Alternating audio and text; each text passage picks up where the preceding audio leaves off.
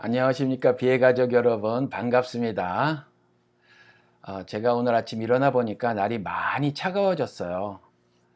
한국도 날이 많이 차갑다고 그러죠. 심지어 눈도 거의 오지 않는 부산도 매우 차갑다, 날이 차다, 이렇게 말씀을 하시는데 말이에요. 그렇지 않아도 그 코로나 때문에 그리고 코로나로 인해서 경제 활동이 많이 위축되어서 몸도 차고 말이죠. 마음도 찬데 날씨까지 도와주지 않는단 말이에요.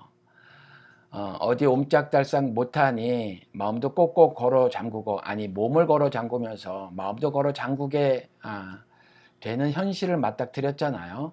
그렇죠. 어디 옴짝달싹도 못하니 그렇습니다. 그런데 몸이 그렇게 이동이 자유롭지 않다고 해서 마음까지 가둬둘 필요는 없죠. 날씨까지 차가워서 도와주지 않는데 내 마음이 그대로 찬 채로 있도록 우리가 내 마음을 버려둬서는 안 되겠죠. 이럴 때일수록 내 마음이 좀 따뜻해질 수 있도록 여러분들의 마음을 좀 간수해야 됩니다. 좀 잘 다스려야 하죠. 특별히 하나님의 그 무한하신 사랑과 은혜를 받은 것을 신앙으로 고백하신다면 이럴 때일수록 조금 따뜻한 마음을 가져야 되겠다. 날씨까지 도와주지 않지만 이게 웬일인지 예상치도 못한 그 바이러스로 인해서 온 삶이 움츠려들게 되고 말이죠. 조심해야 되겠다 하면서 어찌 보면 전전긍긍 살아가고 있는데 경제활동마저 심각하게 위축시켜서 살림살이도 사실 작년보다 이전보다 좀 궁해진 것이 사실이란 말이에요. 그런데 이것이 언제 끝날지도 모르고 지금 이제 어떻게 사회가 돌아갔는지 잘 먹고 잘 살게 되었음에도 이전보다는, 그럼에도 몇 달 수입이 없으면 혹은 줄어들면 이것이 가정경제에 심각한 타격을 입혀서 이것 때문에 너무 정신적으로도 고단하고요. 몸도 사실 늘 짜증이 나고 그럴 수 있단 말이에요. 그런데 그럴 때일수록 상황에 함몰되어지지 않고 이럴 때일수록 하늘의 일체의 비밀을 알아서 하는 것이 신자지요. 그러니까 여러분 어, 그 상황이 매몰차고 말이죠. 날씨까지 도와주지 않아서 내 마음이 그저 냉랭한 채로 지내지 않는가, 이렇게 의심이 들 정도로 그 혹시 마음 한구석에라도 따뜻한 그 불씨가 남아있지 않는다 싶으면 그냥 버려두지 마시고, 그리스도께서 말씀하셨잖아요. 실천하면서 말씀을 깨닫게 된다. 그러니까 실천 먼저 해보시는 거예요. 이럴 때일수록 부부간에 혹시 슬그머니 빠져나간 사랑이 있지 않은가, 또 부모와 자식 간에 이렇게 새버린 그 사랑이 있지 않을까, 이런 것도 좀 생각해 보시고, 우리 비해 가족 간에 말이에요. 서로 왕래가 불편하니 작은 선물이라도 하나씩 주고받고 말이죠. 선물을 살 돈이 없으면 전화라도 걸어서 안부도 좀 물어주시고 그래 주셨으면 좋겠어요. 그렇게 해서 첫 번째 내 마음을 따뜻하게 하는 겁니다. 내 마음을 주님의 은혜를 받은 자로서의 것이 될 수 있도록 내가 적극적인 실천을 하는 거죠. 그리고 그런 진솔한 마음이면 사실은 이만큼 큰 것이 아니더라도 받는 사람은 크게 받을 수 있어요. 워낙 사회가 쌀쌀맞다 보니까 작은 온정 하나도 요즘엔 그리 고마운 시대거든요. 여러분 아시죠? 내가 베푼 거 다만한 거예요. 그런데 받는 사람들은 크게 받는 것이 요즘 사회란 말이에요. 그러니까 그렇게 좀 생각을 하시고, 아유 내가 이까짓 거 끼키야 딸랑 요따만한 거 온정 혹은 사랑 뭐 이런 거, 에이 그 받는 사람 어디 그러겠어요 기분이? 차라리 안 하는 게 낫지. 이왕 하려면 이만한 사랑과 이만한 온정과 이만한 마음을 나눠야지. 에이, 이런 거 찌끔거리는 거 이거 차라리 욕먹어 하지 마. 안 하는 게 낫겠어. 이렇게 생각하지 마시고요. 요즘은요, 너무 사회가 쌀쌀맞아요. 눈꽃만치의 정도 없는 사회란 말이에요. 그러니까 내가 작게 베푼 사랑도 작게 베푼 온정도 받는 사람은 이만하게 크게 받을 수 있거든요. 그리고 사실 어찌 보면 사람 살림살이가 모두 그럴지 몰라요. 그래서 우리 조상님들도 뭐라고 말씀하셨냐면 말로 천냥빚 갚는다 그랬거든요.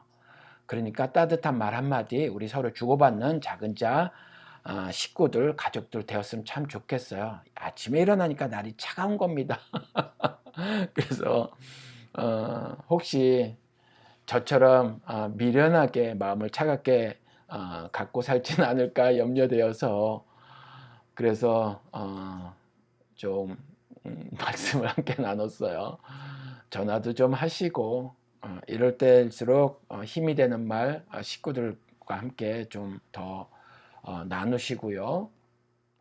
식구들은 알거든요. 그냥 지나가다가 스치듯 손 한번 남편이 잡아주면 그것을 아내는 고맙고 힘들고 어렵지만 그래도 따뜻한 장국 하나 말아주면 그것으로 고맙고 그래요. 그리고 자녀분들도 마찬가지고 부모를 그렇게 섬기고요. 또 부모들도 자녀들을 그렇게 섬기고 그렇게 했으면 좋겠어요. 이웃 간에도 서로 작지만 좀 나누고 저도요. 뭐 과자 뭐 조갈이고 그렇지만 미국에서는 그런 것들도 선물이 되거든요. 이런저런 과자나 초콜릿이나 뭐 이렇게 큰 봉투 사서 좀 나눠서 이렇게 봉투 만들어서 사랑 고픈 사람들 모여 있는 데 가서 그것을 좀 전해주고 오려고 하고 있어요. 이번 주에. 그러니까 여러분들도 내 마음 좀 살펴보면 그 안에 조금 여유도 있고 그 안에 사실 좀 널널함도 있고 너글너글한 부분도 있고 넉넉함도 있고 그러거든요. 그 잊고 살아서 그래요. 그걸 하나님은 뭐라고 말씀하셨냐면 그런 널널함, 그런 너글너글함, 그런 여유로움, 그런 넉넉함을 하나님은 사랑이다 그랬어요. 그것을 베푸는 것이 시작이란 말이에요. 그걸 할 줄 모르면 내 마음에 뭐가 들어온다고요? 발락의 방에 있었던 은과 금이 들어오는 거죠. 사랑이 빠져나간 마음의 한 구석에 발락의 방에 있었던 은과 금이 들어오는 거예요. 그러니까 그런 불상사를 내가 겪기 전에 그런 마음이 없으면 그곳에 채워졌던 그 발락의 방에 있었던 은과 금 같은 그런 것들 있잖아요. 그것을 떼서 그걸 사랑으로 만드는 거죠.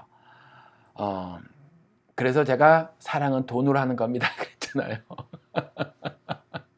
그것을 작지만 떼서 그렇죠. 작지만 떼서 남편 위해서 아내 위해서 자녀들을 위해서 부모를 위해서 이웃을 위해서 조금씩 써보는 겁니다.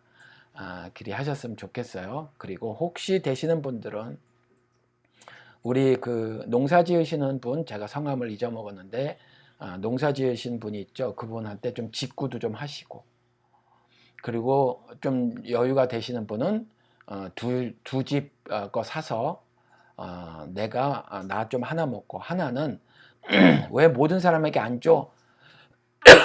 안 나눠줘? 지들끼리만 나눠 먹어? 그러실 분 없으니까 가까운 곳 사람, 마음 닿는 사람에게 좀 나눠주시고 나눠주실 때 말이에요. 좀 남들에게 이쁨을 덜 받을 것 같은 사람, 사랑을 덜 받을 것 같은 사람들에게 전해주는 겁니다.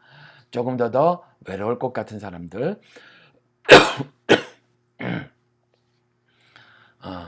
따뜻한 연말 그리고 연시가 되었으면 참 좋겠습니다. 예수쟁이들은 그저 크리스마스를 할러데이로 보내는 거 아니죠.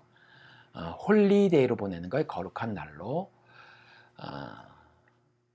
그랬으면 좋겠습니다. 오늘은 말이에요. 우리 계속해서 예배를 공부를 하고 있잖아요. 예배에 대해서 대속 이 부분을 한번 여러분들과 함께 말씀을 나누도록 할게요. 여러분 예수 그리스도의 대속제사 많이 들어보신 거죠?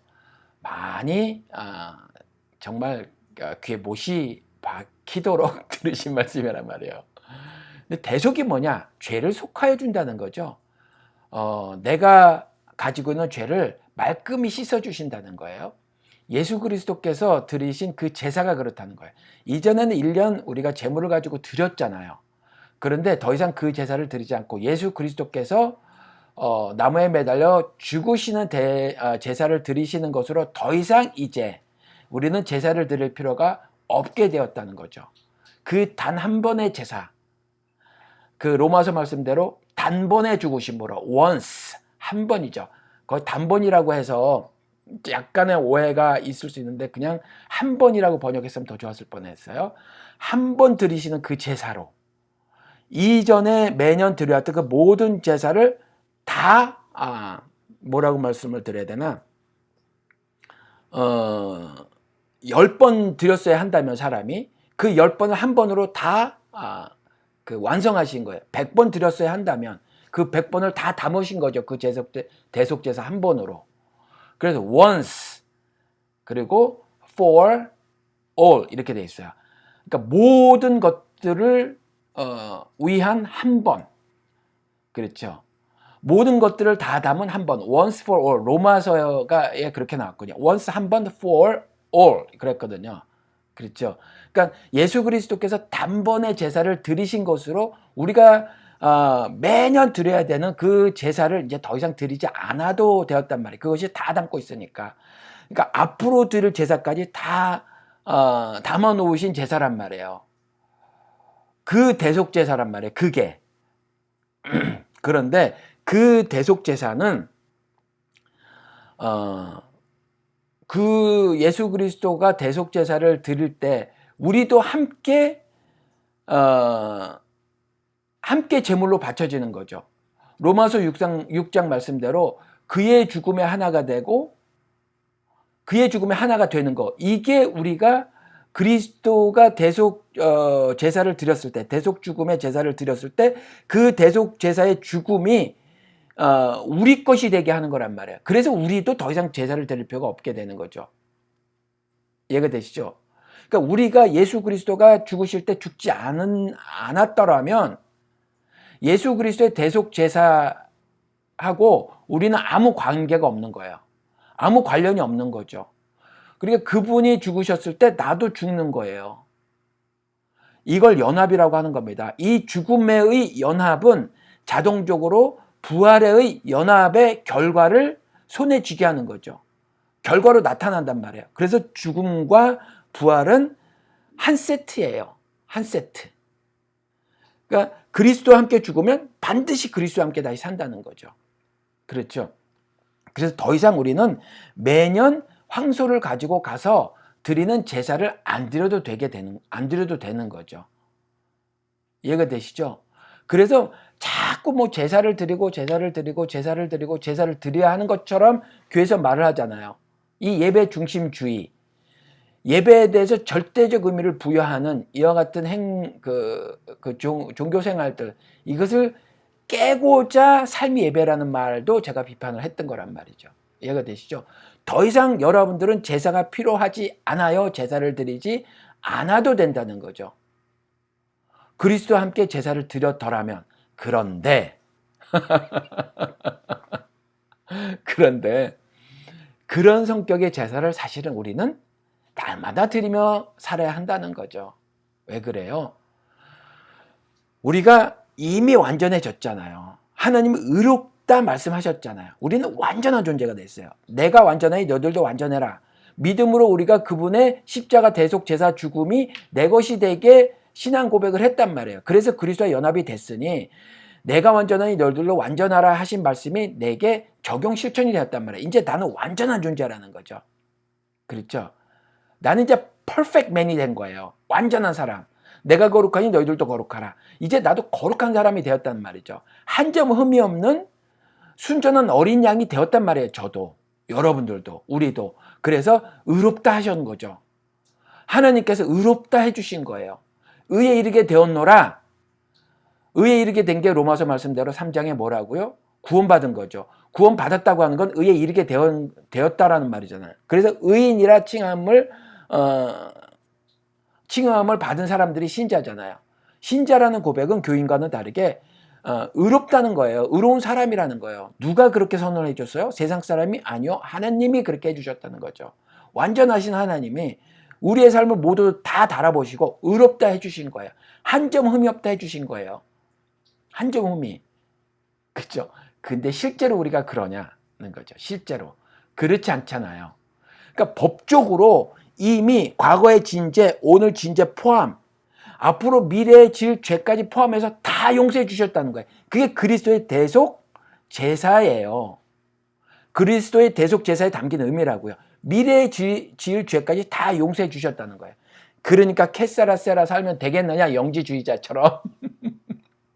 이미 다 죄를 대속해 주셨으니 이제 맘대로 살아도 돼.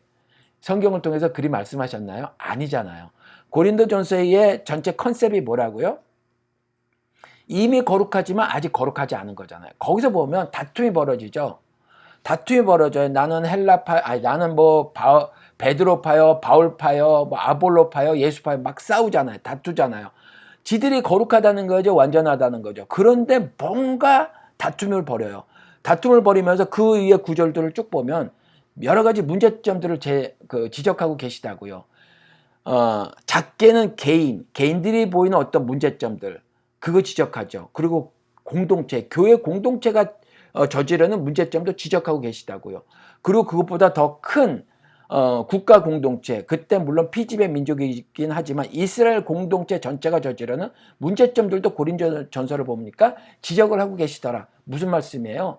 의에 이르게 되었으나 사실 실제의 삶은 의롭지 못한 경우가 꽤 있음. 이걸 바울의 입을 통해서 하나님 말씀하고 계시는 거잖아요. 그래서 이미 거룩하지만 아직 거룩하지 않은 자들이잖아요, 우리가. 이미 거룩하지만 아직 거룩하지 않다고요. 하나님의 거룩하다 해주셨지만 실제의 육신의 삶은, 아니 우리의 매일의 삶은 거룩하지 않은 모습을 볼 때가 많이 있단 말이에요. 그래서 또 하나님 앞에 나아가서 대속제사를 드리는 거죠. 우리가 왜 대속제사를 드린다고 말을 하냐 하면 그리스도의 대속제사의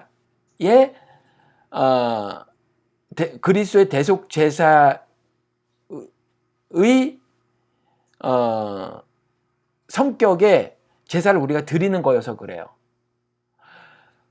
그러니까 실제로 그리스도가 2000년 전에 죽으실 때 우리도 그때 과거로 돌아가서 타임머신 타고 같이 나무에 매달려 강도 대신 내가 죽겠노라고 죽는 거가 아니고, 그거 아니잖아요.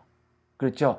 그리스도께서 대속제사의 죽음을 죽으실 때 우리도 지금 2000년 후를 살고 있지만 그와 같이 그리스도의 죽음의 성격을 따라 우리도 죽는다는 거잖아요. 그러니까 그리스도가 뭐 때문에 죽으셨냐고요? 우리의 죄 때문에, 그리고 죄 때문에 받게 될 형벌 때문에 죽으신 거잖아요. 그러니까 우리가 우리의 죄를 토설해내는 것으로 우리가 우리의 사형 선고를 하는 거죠. 우리가 죽음의 제사를 드리는 거란 말이에요. 그게 예수의 죽음에 참여하는 거죠. 연합되는 거란 말이에요. 그렇죠. 연합의 모습이란 말이죠. 그게 예수 그리스도의 대속 제사에 참여하는 거예요. 그렇죠. 그러면 뭐가 죄라고요? 하나님의 말씀을 따라 살지 않는 거, 이게 죄잖아요. 그게 믿음이 없는 거잖아요. 하나님의 말씀을 따라 살지 않는 게 첫 번째 나타나는 증상이 뭐죠? 하나님의 말씀을 가까이 하지 않아요. 하나님의 말씀을 멀리 하죠. 멀리 해요. 하나님의 말씀을 모르면서 하나님의 말씀을 어떻게 따라 살아요? 그렇죠. 그러니까 하나님의 말씀을 따라 살지 않는 불신앙의 모습들이 우리한테 있단 말이에요. 어떨 땐 알고도 그러잖아요. 내 생각대로 사는 것이 더 유익해 보여서 그렇게 살잖아요. 그게 내 율법대로 살잖아요. 하나님의 통치를 거부하잖아요. 내가 스스로 내 왕국을 건설하여 살잖아요. 이걸 죄라고 하잖아요. 이 죄가 말씀을 통해서 발각이 되지는 거죠. 그렇죠. 발각이 되지는데 오호라 나는 공고한 사람이로다. 왜 그래요? 내 마음엔 하나님의 선한 법, 그 율법을 따라 살기를 원하는 내가 있는데 또 다른 내가 내 마음에 있더라는 거죠. 내 안에. 뭐예요? 죄의 법을 따르고자 하는 내가 있더라는 거죠. 이게 싸운다는 거죠. 근데 왜 내가 오호라 나는 공고한 사람이로다라고 고백을 해요? 죄의 법이 더 먹기 좋아서 그걸 먹으려고 하는 나니까. 하나님의 선한 법을 알고는 있는데 죄의 법을 따르고 싶은 것이 사실은 나니까 그렇다는 거예요. 근데 이게 싸워서 누가 이겨요? 죄의 법이 이기더라는 거예요. 그래서 오호라 나는 공고한 사람이로다 이렇게 고백을 한다는 거죠. 그런데 이 탄식이 놀라운 역사를 일으키는데 뭐죠? 생명의 성령의 법이 그 탄식을 담아서 죄의 법을 이겨버린단 말이에요. 그래서 생명의 성령의 법이 나를 죄와 사망의 법에서 해방시키더라. 그 탄식이 오호라 나는 공고한 사람이로다 하는 그 탄식이 바울을 보세 그거 이상의 행동을 한 것이 있나. 그 죄 때문에 꺼이꺼이 울었다는 거예요. 그래서 신앙 엘리트인 바리새인과 성전에 올라갔던 그 죄인도 똑같잖아요. 하늘을 우러러보지도 못하고 내가 죄인이로소이다 라고 하는 거. 그것으로 다 문제가 해결되는 거예요. 그것 때문에 못내 괴로워서 일상을 못 살아내는 거예요. 괴로워서 정상적으로 살아가지 못하는 거죠.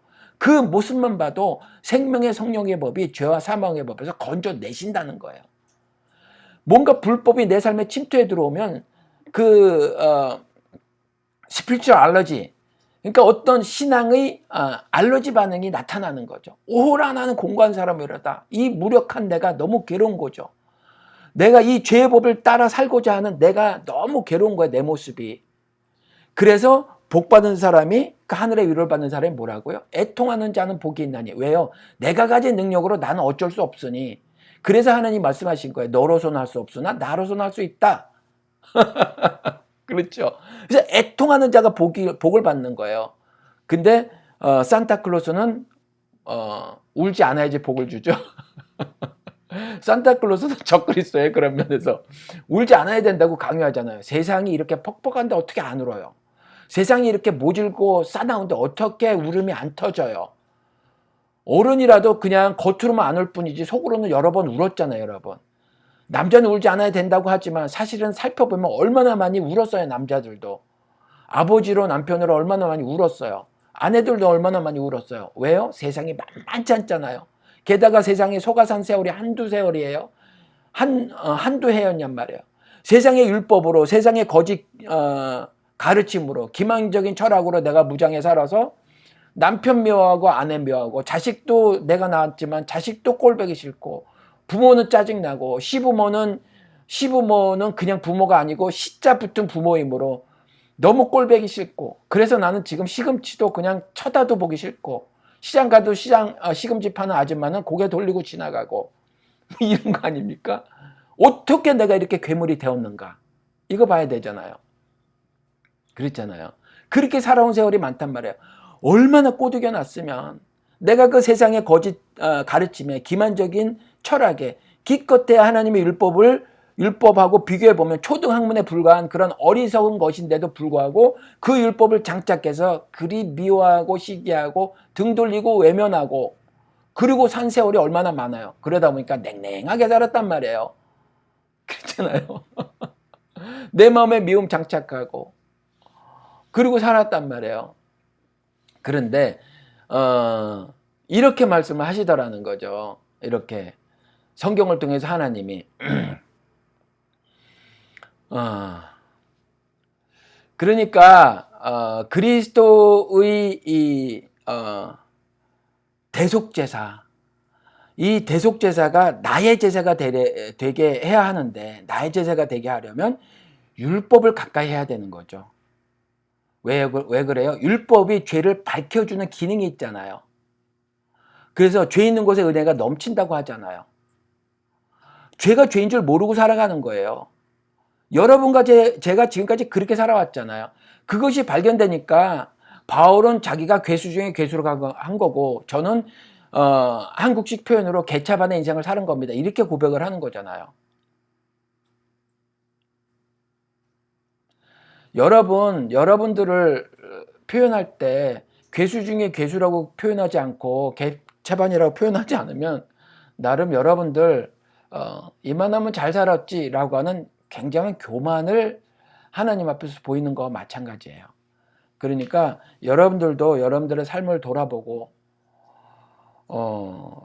좀 회개하시는 삶을 사셨으면 좋겠어요.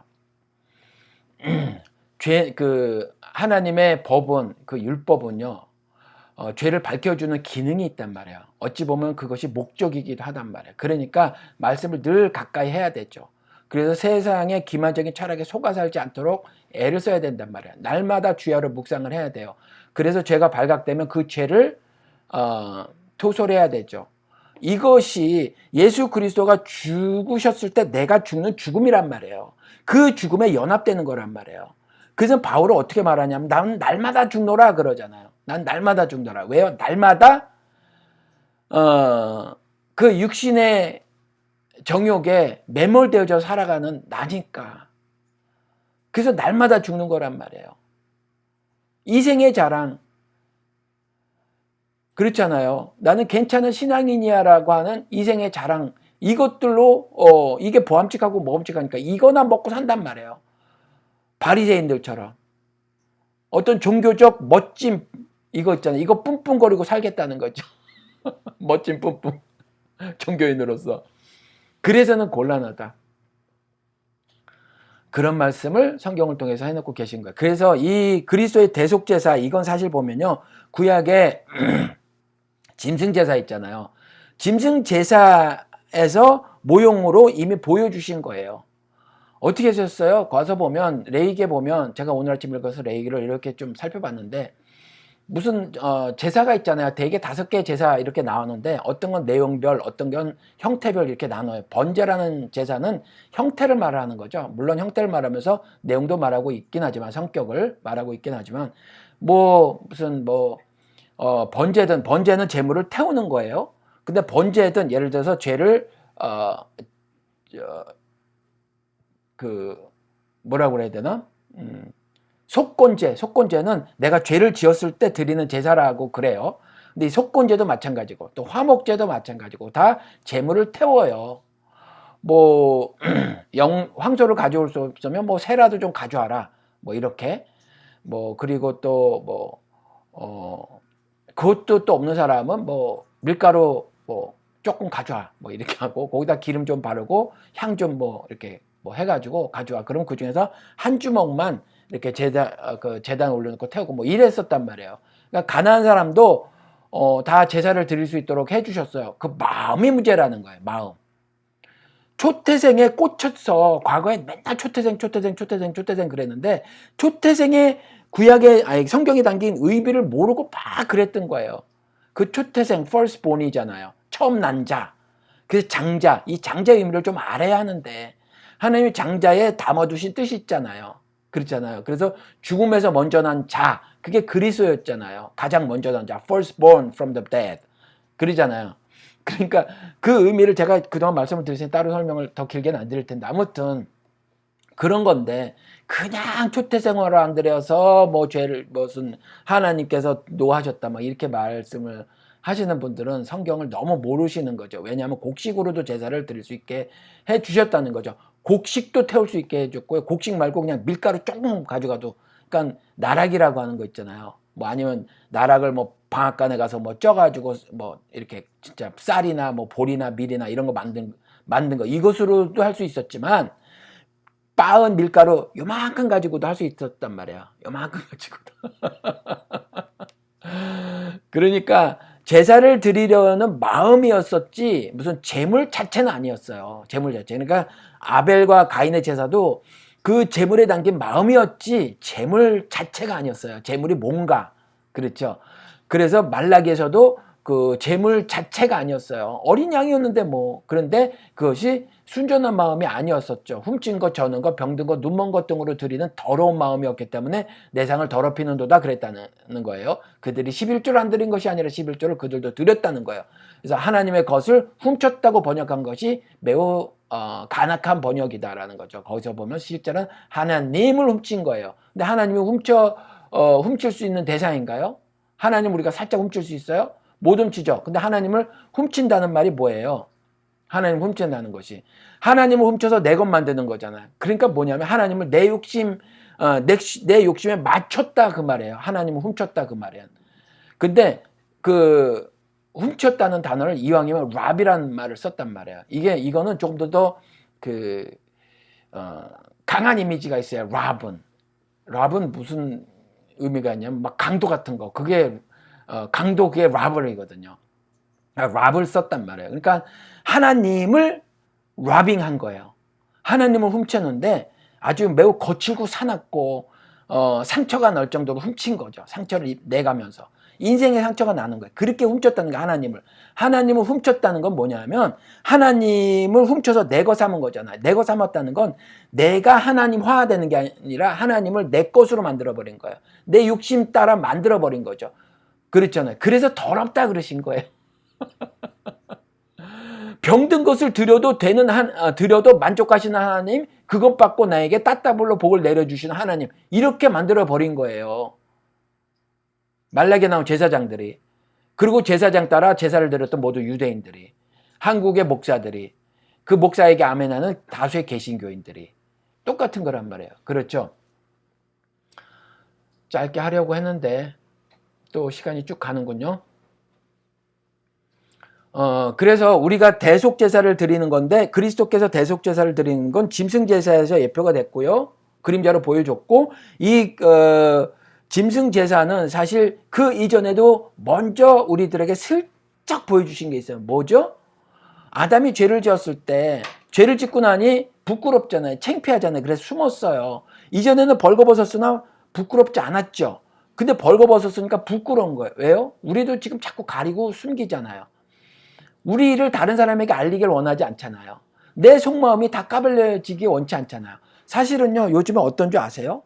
부끄럽지 않은 건데도 자기가 스스로 부끄럽다고 생각해서 알려지기를 두려워해요.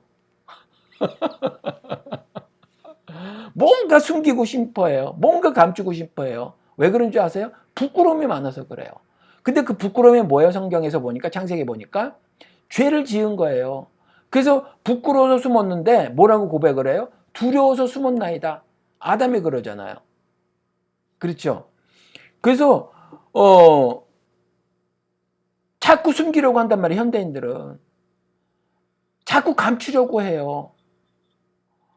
그렇죠? 내 사정을 타인이 알기를 원하지 않단 말이에요.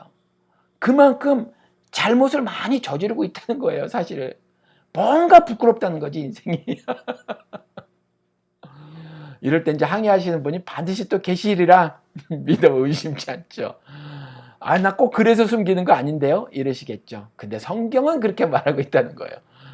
그래서 정말 보잘것없는 인생이지만 제가 여러분들에게는 제 말씀을 그냥 솔직하게 말씀을 드리는 편이라는 거죠. 별로 관심이 가는 인생이 아닐지라도 그냥 말씀을 전하는데 별로 비유할 게 없어서 그렇게 많은 다양한 인생을 살아온 것이 다양한 것을 경험하며 산 인생이 아니어서 여러 사람과 수많은 사람들과 관계를 맺으면서 간접 경험이 풍부한 사람이 아니어서 끼케야 전해드리는 것이 예로 들을 때 제 말이나 좀 한다 이거죠.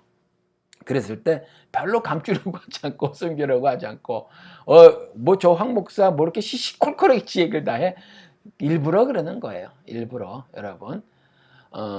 전부 별로 뭐 이렇게 감추려고 하지 않아요. 그러니까 여러분들도 그런 자유를 좀 누리셨으면 좋겠어요. 자꾸 숨기잖아요. 그럼 자꾸 불편해져요. 불편해져요. 그러니까 그랬으면 좋겠고 무슨 말씀을 드려야 이 아담 말씀을 드렸나? 아담이요.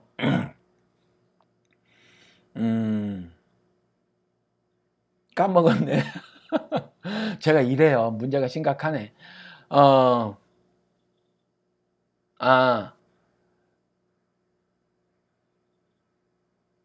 아담이 아무튼 이렇게 두려워서 숨긴 거란 말이에요.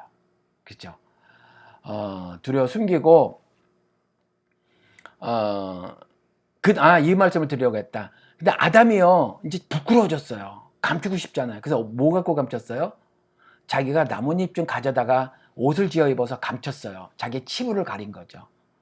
그런데 내가 치부를 가릴 수 있어요, 여러분? 못 가립니다. 못 가려요. 요즘 사람들 눈치가 백단인데요. 특히 여성분들은 촉이 좀 발달했어요.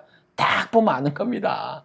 여성분들은 딱 보면 알아요. 촉이 얼마나 발달했는데요. 그렇잖아요. 그래 모르는 척 해주는 거지 자기가 다 감추는데 성공한 줄 아세요? 아니에요. 다 드러나요. 그래서 그래서 하나님 하신 일이 뭐예요?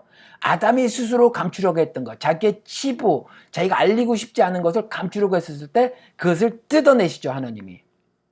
결코 어림도 없어. 그러면서 가죽옷을 지어 입히신단 말이에요. 하나님이 그 죄를 감춰주셔야 죄가 감춰지는 거죠. 그 죄를 없는 것처럼 해주셔야 없어지는 거예요. 그렇죠?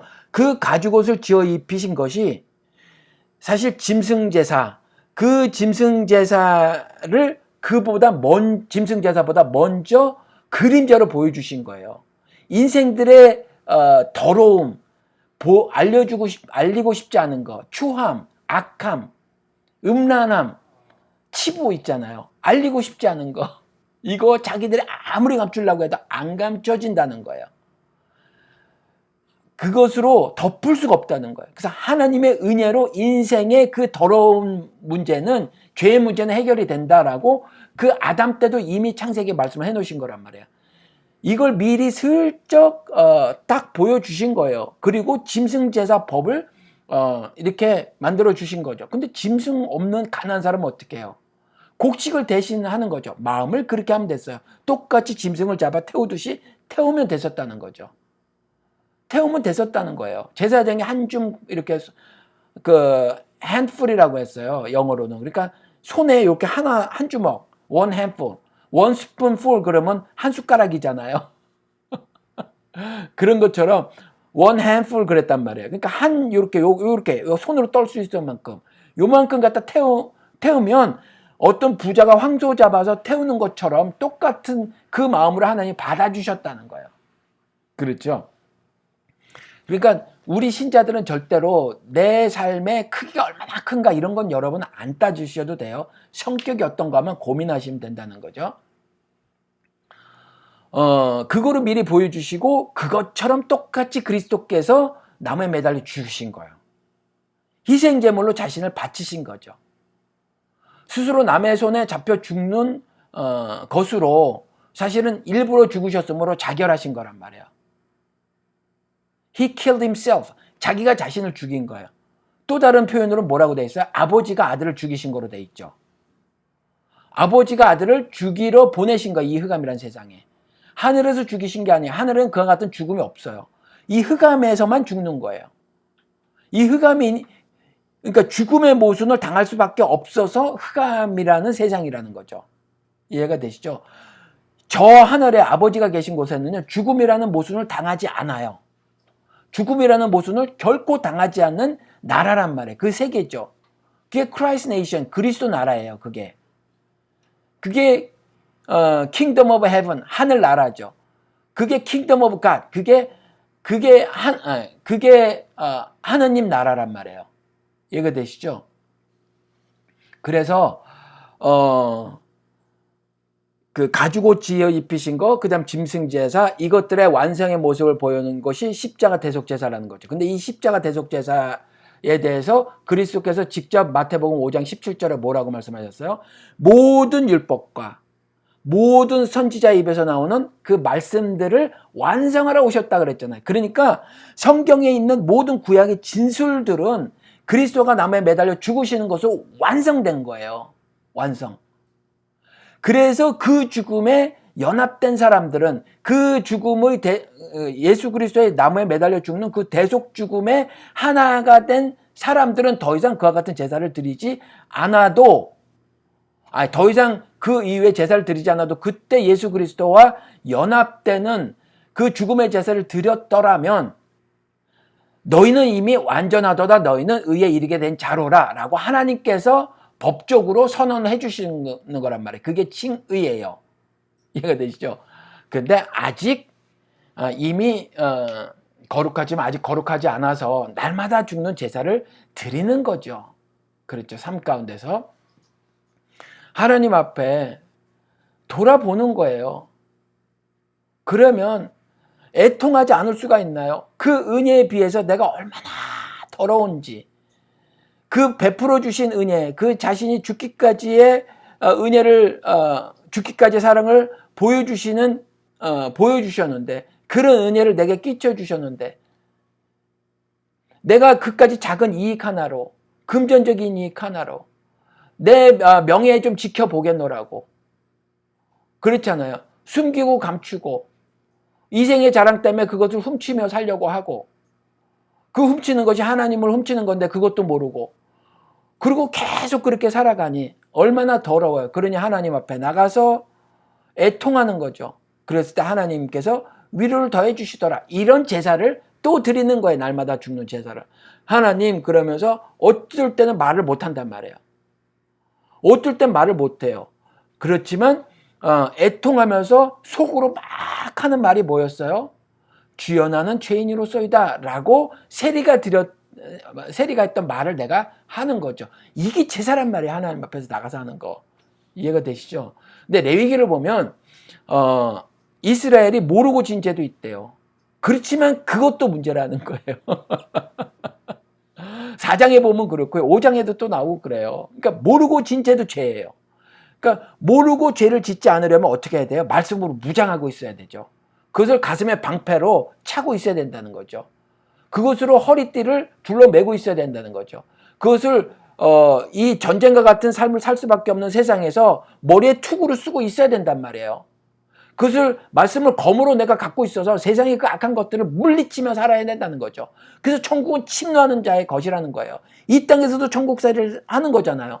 그같이 가슴에 그 방패, 그렇잖아요. 의의 흉배, 그리고 뭐 투구도 쓰고 검으로도 들고 있고 허리띠로도 차고 뭐 그런 거란 말이에요. 그래서 맞서 싸우는 거예요. 뭐와? 더러움과, 뭐와? 그 음란함과, 뭐와? 그 하늘의 악한 영과 세상의 악한 권세자들과, 그들이 만든 법제도 장치, 그들의 윤리와 도덕을 담은 그들의 강력한 힘을 가진 그 법, 그거에 대항해서 사랑의 율법으로 살아내려고 나는 그와 같이 몸부림을 치면서 이 세상에서 사는 거죠. 그게 신자라는 거죠. 이해가 되시죠? 그래서 날마다 그 하늘의 율법을 묵상하지 않으면 어떻게 알겠어요? 내가 율법대로 살아가는지 안 살아가는지. 그래서 그렇게 살아야 된다라는 말씀입니다. 오늘은 여기까지 할 텐데요. 우리가 날마다 이미 거룩하지만 아직 거룩하지 않다는 것을 알고 예수 그리스도의 희생 대속 제사 있잖아요. 그 제사에 오늘도 내가 참여하리라. 오늘도 내가 그의 죽음에 하나가 되리라. 그의 죽음에 하나가 되어 오늘도 내가 부활한 자, 즉 거듭난 자로 살아가는 거예요. 죽지 않고 거듭날 방도가 없어요. 그러니까 그리스도의 2000년 전 십자가 대속 제사에 오늘도 여러분이 날마다 죽는다는 심정으로 그 죽음에 하나가 되는 제사를 드리며 사시기 바랍니다. 이것이 여러분들이 드릴 하나님이 기뻐하실 마땅한, 그리고 또 다른 번역으로 합당한 영적 예배라는 거예요. 오늘은 여기까지 할게요. 감사합니다. 안녕히 계십시오.